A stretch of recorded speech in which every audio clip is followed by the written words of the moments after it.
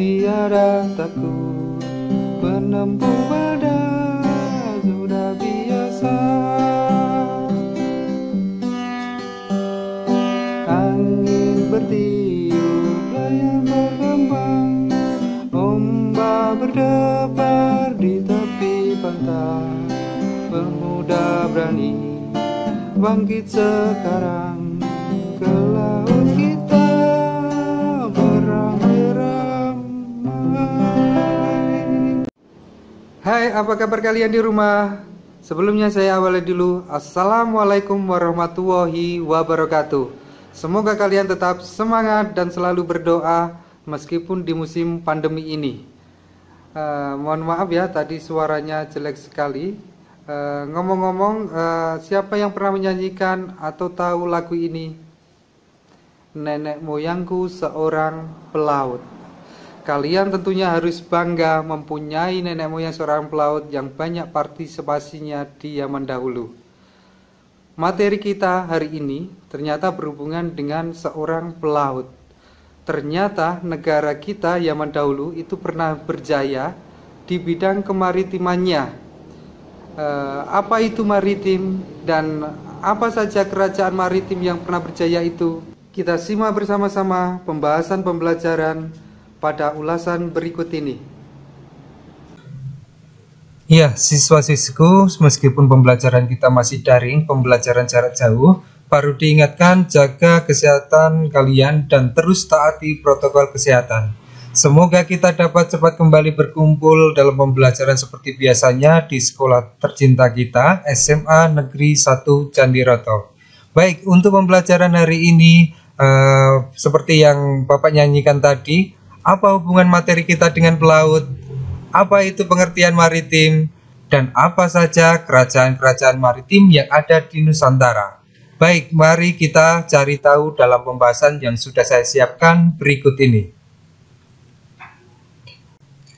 Ya, hari ini kita akan belajar mengenai kerajaan-kerajaan maritim Hindu-Buddha yang ada di Nusantara. Di dalam kerajaan-kerajaan maritim Hindu-Buddha di Nusantara, materi yang akan kita capai adalah apa itu maritim tadi dan ciri-ciri negara maritim itu yang seperti apa saja kerajaan-kerajaan maritim dan pengaruhnya, dan sedikit evaluasi untuk kalian di rumah agar memahami materi yang kita bahas hari ini. Laut, nenek moyangku seorang pelaut. Ya, berhubungan dengan pelaut, baru jadi ingat film waktu kecil dahulu ada yang suka bayam, Popeye sang pelaut Tutut menjadi kuat dan mengalahkan si Brutus. Pelaut, para penjelajah samudra dahulu itu masih menggunakan yang namanya kapal layar, belum ada mesin ya, yang mereka namakan dengan karavel. Laut bagi masyarakat zaman dahulu merupakan sumber pokok utama bagi kehidupan mereka. Untuk membahas laut lebih jauh lagi, coba perhatikan gambar berikut ini. Di belahan bumi ini terdiri 71%-nya adalah lautan dan sisanya 29% adalah daratan. Begitu juga dengan wilayah Nusantara kita. Nusantara kita memiliki 81.000 garis pantai, nomor 2 setelah Kanada ya. Yakni 2/3-nya adalah wilayah kepulauan dan sisanya adalah daratan. Oleh karena itu, wilayah Nusantara kita disebut sebagai negara kepulauan atau negara maritim. Maritim, apa yang dimaksud dengan maritim? Kita bahas bersama-sama. Maritim itu berkenaan dengan yang pertama adalah adanya laut, adanya pelayaran, dan adanya sebuah perdagangan di laut. Ngomong-ngomong soal kelautan atau maritim, apa yang dimaksud dengan ciri-ciri negara maritim itu? Yang pertama adalah negara maritim itu berada di kawasan perairan atau laut yang sangat luas. Yang kedua, memiliki banyak kepulauan. Yang ketiga, adanya kegiatan perekonomian yang memanfaatkan perairan laut. Dan yang keempat, memiliki fasilitas pelabuhan yang memadai untuk kegiatan perdagangan. Dan yang terakhir, mempunyai hubungan diplomatik atau mengenal kerjasama di berbagai bidang. Mengingat materi kerajaan Hindu-Buddha sudah pernah kita pelajari di kelas 10 di sejarah Indonesia, kerajaan-kerajaan maritim Hindu-Buddha ini juga menyangkut dengan berbagai kerajaan Hindu-Buddha yang ada di Nusantara. Kerajaan-kerajaan Hindu-Buddha yang masuk di dalam kerajaan maritim diantaranya adalah Kerajaan Kutai, Kerajaan Tarumanegara, Kerajaan Sriwijaya, dan ada Kerajaan Majapahit.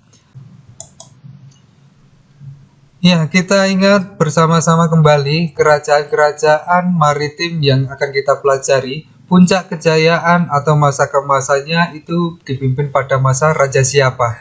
Kerajaan Kutai, kita mengingat ada satu raja yang sangat dermawan pada saat itu, yakni Raja Mula Warman.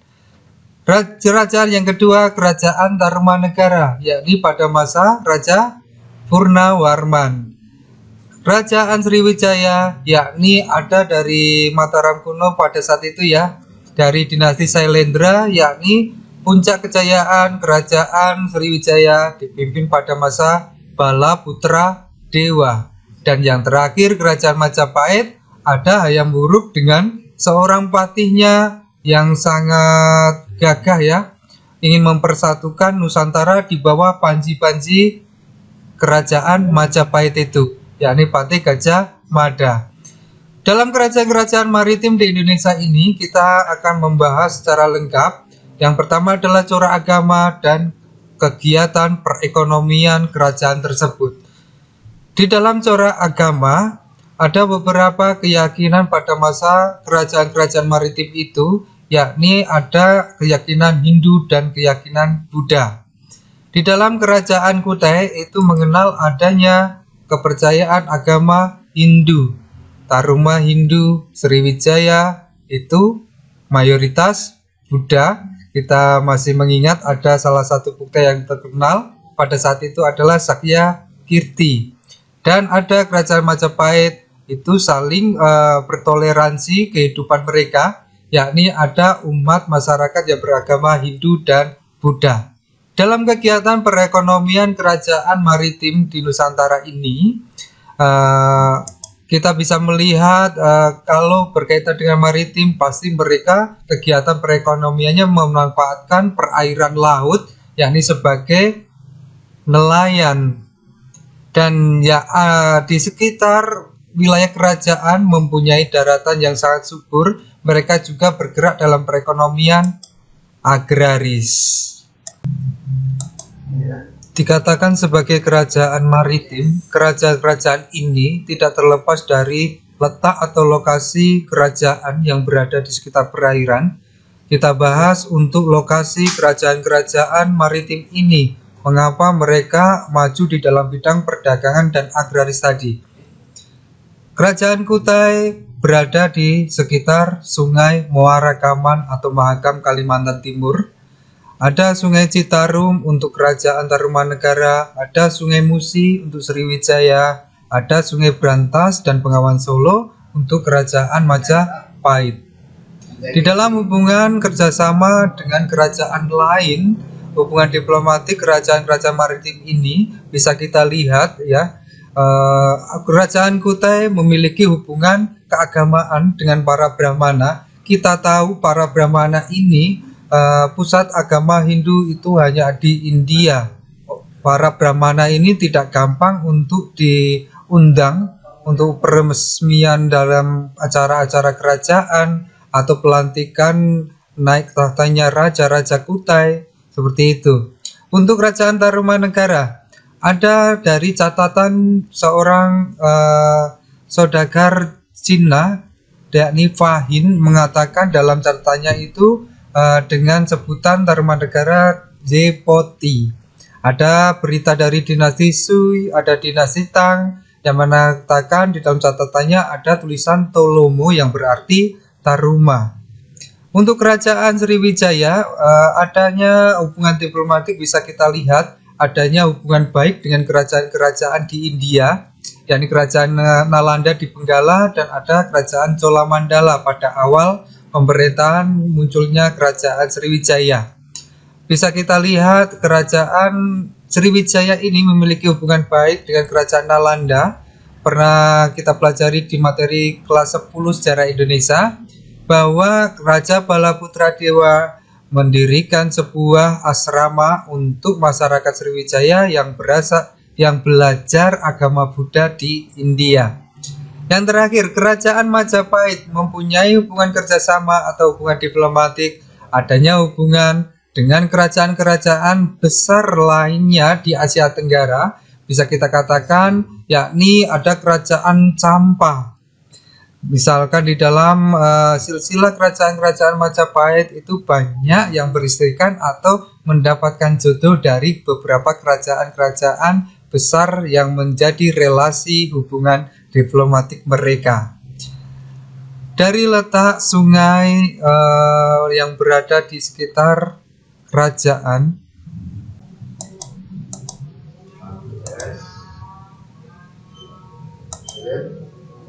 ya, kata Ibu Susi Pujiastuti, mantan Menteri Kelautan Republik Indonesia, laut adalah masa depan Indonesia.